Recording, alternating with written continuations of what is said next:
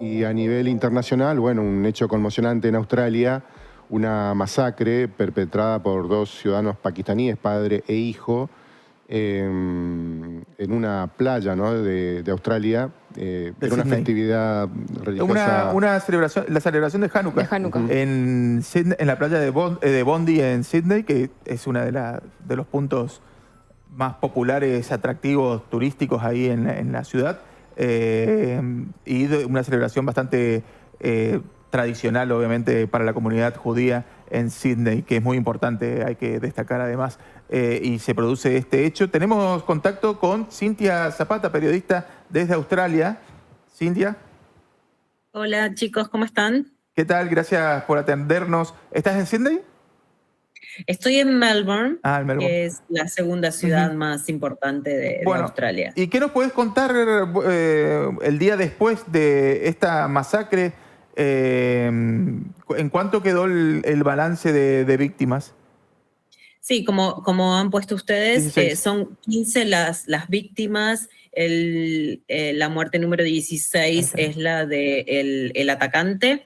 El otro atacante se encuentra en grave estado todavía en el hospital y hay más de 40 heridos que también, lamentablemente, hay muchos que todavía están de gravedad luchando por su vida en diferentes hospitales de los alrededores de la El padre es el que fue abatido y el hijo Exacto. está, bueno, ¿es condición grave la del autor del atentado?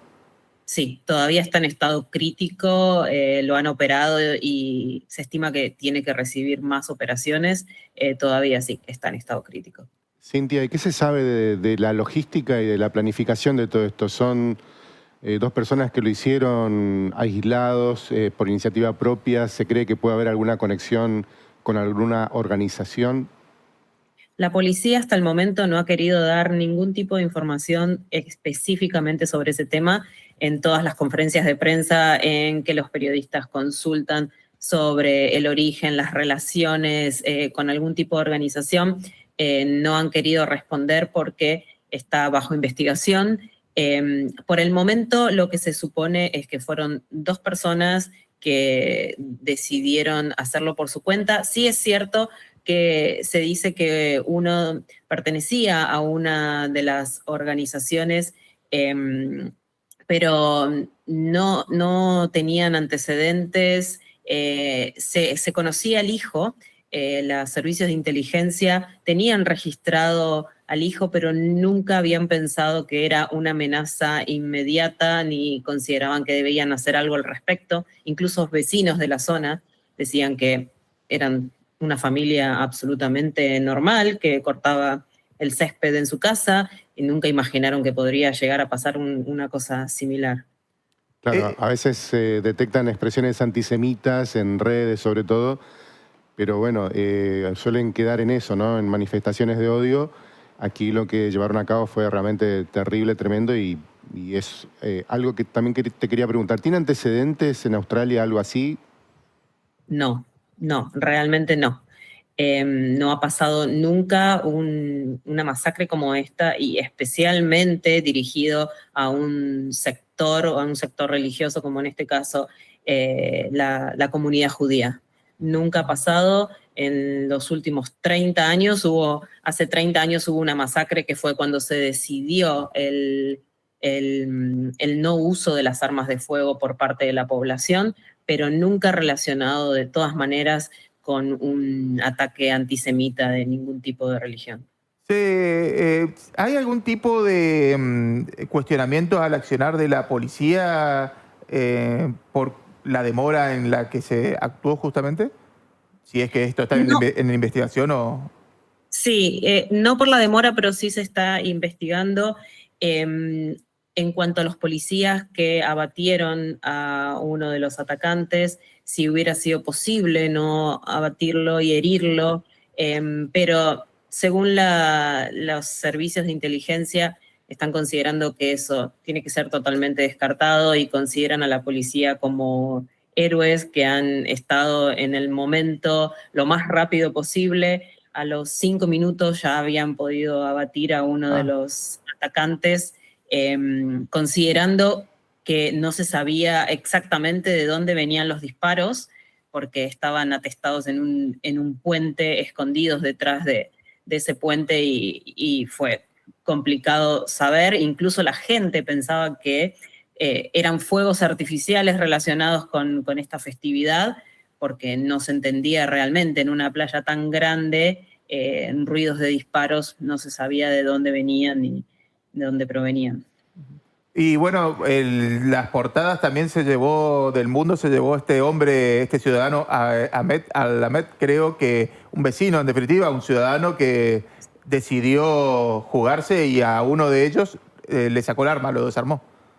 Sí, exactamente. Ese mismo atacante después decidió tomar otra arma y bueno, Sí. finalmente fue abatido, pero sí, al día de hoy se lo considera héroe. Hace unos minutos estaba llegando la información de que habían preparado una colecta para este hombre, un GoFundMe, en las Claro, páginas web, y ya juntaron más de $1 millón para esta persona, por el sí. agradecimiento hacia ese acto heroico, Sí. incluso súper peligroso, en el que él le dijo a su primo 2 segundos antes que sabía que iba a morir por salvar a la gente, pero que lo iba a hacer igual. Sí. Y bueno, en este momento se encuentra también hospitalizado, con heridas en su mano y en su brazo. Ha recibido 4 o 5 disparos, pero está fuera de peligro y está estable. Y bueno, esta persona también es musulmán.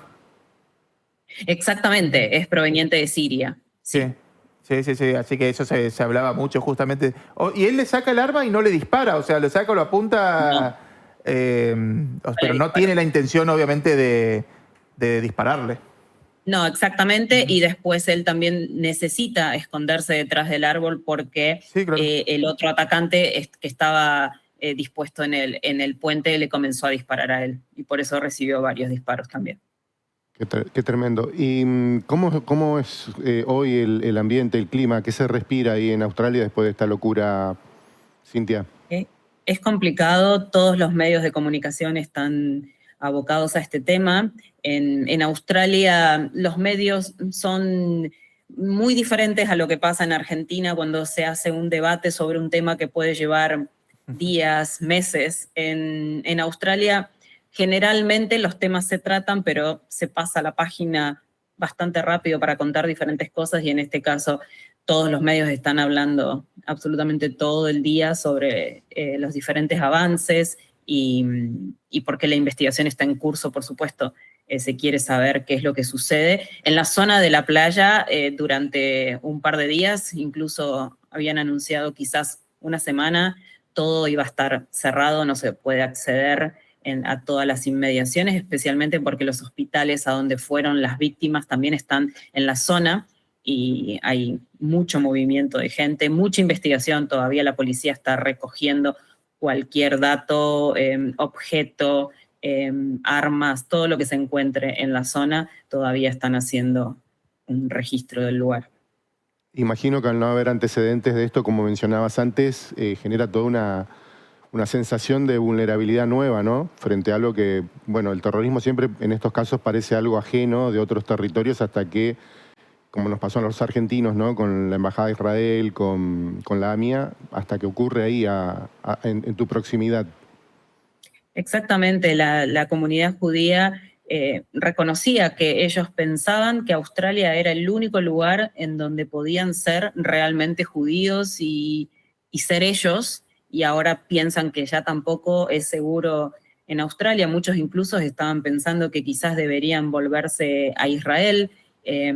Sí, realmente se siente como un antes y un después. Eso se está hablando mucho, tanto políticamente como socialmente, que esto va a marcar un antes y un después en la historia de Australia.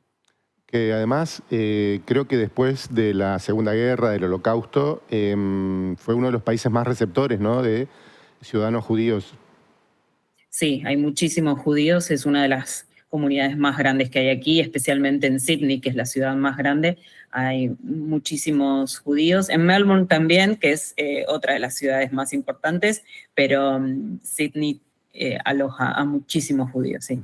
Por último, Cintia, y agradeciendo muchísimo tu atención, ¿es una sociedad, la australiana, donde aparezcan señales, síntomas así de de antisemitismo. Aquí en la Argentina, bueno, solemos ver cosas, ¿no? En las hinchadas del fútbol, hasta en expresiones de dirigentes políticos, en posteos.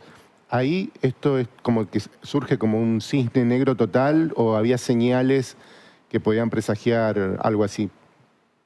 No presagiar una masacre de esta magnitud, pero sí es cierto que ha habido, incluso después de la guerra que comenzó en el 2023 en Israel, algunos intentos de pequeños atentados, amenazas, grafitis. Ha habido también manifestaciones, no una gran cantidad de manifestaciones, pero sí algunas antisemitas en Australia. Es la minoría realmente.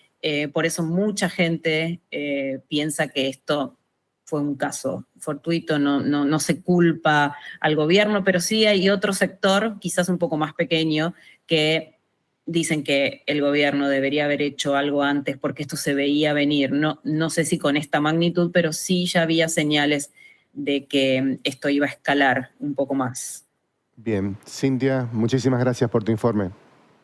No, gracias chicos, gracias a ustedes. Bueno, Gracias. un saludo desde el Chaco para Cintia Zapata, periodista que desde Australia nos estaba informando acerca de esto que conmovió al mundo, ¿no? Por la magnitud de este ataque que por ahora aparentemente sería de lo que se llaman lobos solitarios, en este caso padre e hijo, pakistaníes ambos, que van con armamento de alto poder de fuego y causan esta masacre en una playa australiana en medio de una festividad judía.